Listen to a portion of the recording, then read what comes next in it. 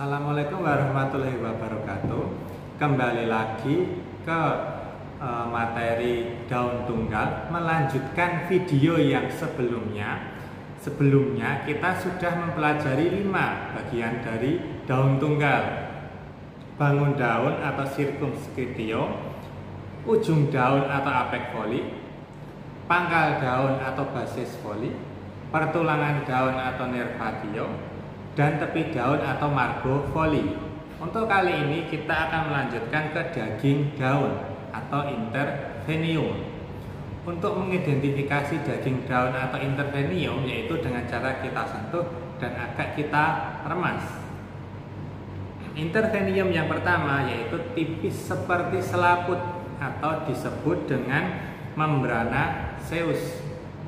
Hal ini dipunyai seperti jenis lada atau tanaman paku yang dia tipis seperti selaput sehingga mudah robek.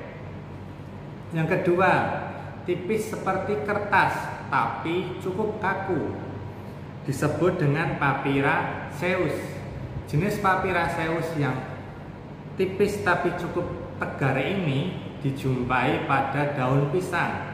Jika dilihat dengan seksama, daun pisang itu mempunyai susunan urat daun yang sangat rapat atau tulang daun yang sangat rapat, sehingga jika kita sobek akan terdengar suara srek. Yang ketiga, tipis lunak atau herbaceous. Ini sejenis lada air. Jika itu tipis mudah disobek dan lebih berair, maka masuknya ke herbaceous. Tapi jika tipis kering mudah disobek juga, itu disebut dengan membrana Zeus. Yang selanjutnya adalah perkamen. Ini keras, tipis tapi kaku, atau nama lainnya perkamentus. Contohnya yaitu daun kelapa. Daun kelapa jika kita perhatikan atau kita manfaatkan, bagian tengah daunnya itu bisa kita buat lidi, sapu lidi. Jadi kita ambil ibu tulangnya. Sementara untuk daging daunnya bisa kita manfaatkan sebagai bungkus dari ketupat. Nah, walaupun tipis, kita bengkokkan, dia tidak mudah patah. Jadi ulet, bahasa Jawanya ulet. Selanjutnya adalah seperti kulit atau belulang. Jadi kulit hewan ketika sudah dikuliti kemudian dijemur itu akan mengeras atau kaku. Nah, tipis kaku ini disebut dengan coriaceous. Selanjutnya yaitu seperti kulit atau belulang. Ketika kulit hewan dikuliti kemudian dijemur, dia akan kaku, tipis tapi cukup kaku atau kaku, disebut dengan coriaceous, cenderung tebal dan kaku. Hal ini contohnya adalah daun nyamplung atau daun nangka. Jadi ketika disobek itu akan terasa serat, akan berserat. Itu adalah tulang atau venanya yang sangat banyak dan tebal. Agak ulet, ketika disobek akan muncul serat-seratnya. Yang selanjutnya adalah berdaging atau cornosus, di mana daging daun ini jika kita potek atau kita sobek, dia akan tebar dan berair. Nah, contoh dari daging daunnya, untuk daun ini tipis, lunak, bisa ditekuk-tekuk, tapi dia cenderung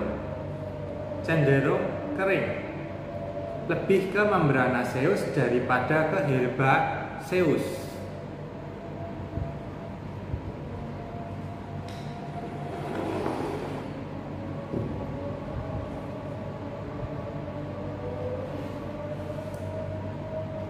Lidah buaya seperti tadi, bangun daun pedang atau Ensiformes, bahwa ini kekhususan yaitu mempunyai daging daun carnosus atau berdaging, berair, cukup tebal. Selanjutnya bagian daunnya adalah warna daun. Secara umum yang kita ketahui warna daun itu adalah hijau.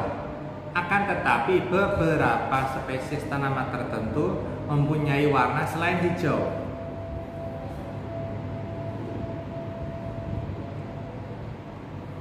Bisa mempunyai corak merah atau kuning atau putih. Contohnya pada gambar ini mempunyai corak merah di tengah, kemudian berdegradasi ke tepi. Kebalikan dengan yang gambar bagian bawah, hijaunya di tengah, kemudian menyisip di antara warna merah pada dasar daun. Jika itu hijau, hijaunya adalah hijau tua atau hijau muda. Jadi harus detail, hijau tua atau hijau muda. Ada juga yang memiliki perbedaan warna di permukaan atas dan permukaan bawah. Jadi bukan berdegradasi, tapi berbeda warna.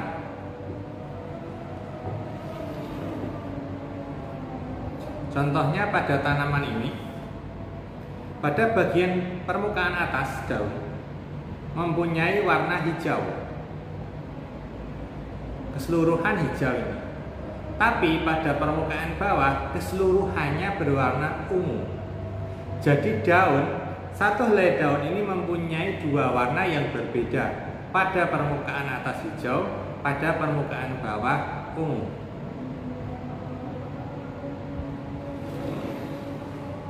Contoh lainnya pada lidah buaya. Hijau muda, secara keseluruhan ini hijau muda. Tapi jika diperhatikan, mempunyai bentol-bentol warna putih tersebar dari daun bagian pangkal sampai daun bagian ujung. Bentol-bentol warna putih dengan dasar hijau muda.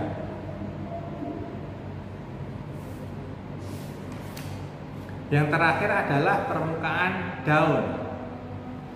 Permukaan daun ini cukup dilihat saja bisa, tetapi untuk memastikan beberapa permukaan harus kita raba. Yang pertama adalah jenis yang licin. Jadi kalau kita sentuh bagian daunnya, dia licin tanpa adanya hambatan ketika kita pegang. Licin dibagi menjadi beberapa jenis atau penglihatan menurut penglihatan, yaitu licin yang mengkilap. Licin itu leaphis, mengkilap itu nitidus. Jadi leaphis nitidus. Atau licin tapi suram, dipegang licin, dilihat warnanya suram. Jadi leaphis opacus. Licin untuk leaphis, suram untuk opacus. Yang selanjutnya licin tapi ternyata ada selaput lilinnya seperti pada daun pisang. Sehingga jika ingin kita pakai, lapisan lilinnya harus kita bersihkan terlebih dahulu. Contohnya seperti daun ini. Kita pegang dengan menggunakan tangan. Ini licin tanpa adanya halangan, benjolan atau sesuatu hal yang tajam. Ini licin. Kita lihat mengkilap. Jadi jika terkena cahaya seperti memantul.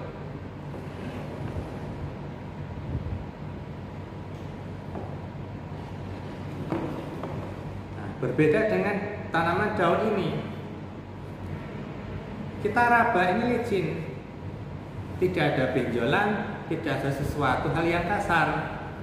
Tapi jika kita arahkan ke cahaya, tidak ada pantulan cahaya, sehingga masuknya ke licin suram seperti ini.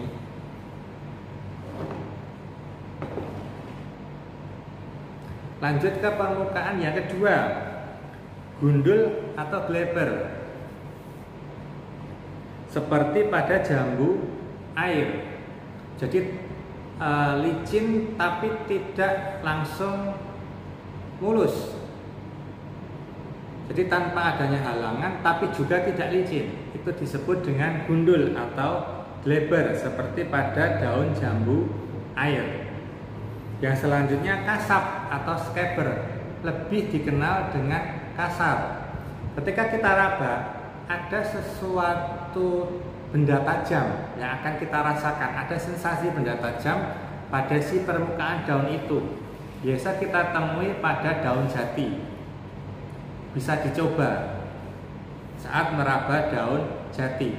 Jadi daunnya itu laminanya lurus tapi kasar. Yang selanjutnya berkerut, rogosus. Berkerut ini berpengaruh pada pertulangannya. Jadi pertulangannya itu membentuk permukaan daunnya yang agak naik turun. Seperti daun pada jambu biji. Seakan-akan itu bergelombang permukaannya. Nah, itu dipengaruhi oleh tulang daunnya. Selanjutnya adalah berbingkul atau bullatus. Jika rogosus atau berkerut itu lurus satu, kalau berbingkul itu lebih ke bulat-bulat. Jadi kalau kita raba itu membulat seperti berkerikil, jalanan berkerikil, membulat. Ini dikarenakan urat atau vena daunnya itu tebal. Yang selanjutnya ada berbulu atau pilosus,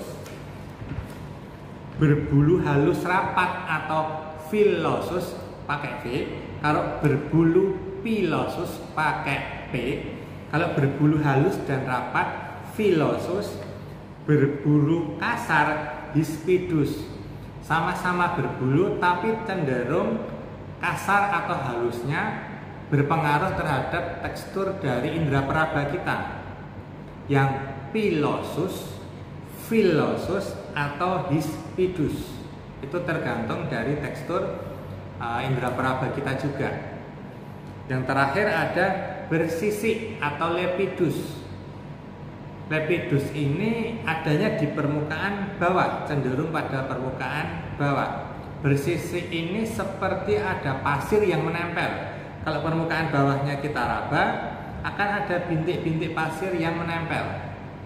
Seperti pada bagian bawah daun durian. Jika punya pohon durian, coba diraba pada bagian bawah daunnya. Itu akan ada seperti pasir menempel pada jari kita. Nah, itu disebut dengan bersisik atau lepidus. Berbeda dengan kasar atau scaber pada daun jati, itu permukaan atasnya, dan itu tidak berbekas ke jari kita, hanya ketika meraba terasa sangat kasar. Nah, perbedaan yang kasar, berbulu, bersisik itu nanti akan Anda dapat lengkapnya. Kenapa bisa licin, kenapa bisa kasar, itu pada semester berikutnya detailnya, yaitu pada praktikum anatomi tumbuhan. Akan melihat strukturnya, kenapa bisa halus, kenapa bisa kasar. Untuk morfologi hanya pencanderaan dari luarnya saja. Dari ke-8 bagian tersebut, bangun daun, ujung daun, pangkal daun, tepi daun, pertulangan daun, permukaan daun, daging daun, warna daun merupakan suatu kesatuan ketika kita akan memahami daun tunggal. Nah, deskripsinya pun harus lengkap ke-8 bagian tersebut. Selamat mencoba untuk berpraktikum, entah itu praktikum di dalam lab atau praktikum mandiri di sekitar rumah. Sekian untuk materi asistensi ke-8 bagian daun tunggal tersebut. Selamat berpraktikum. Wassalamualaikum warahmatullahi wabarakatuh.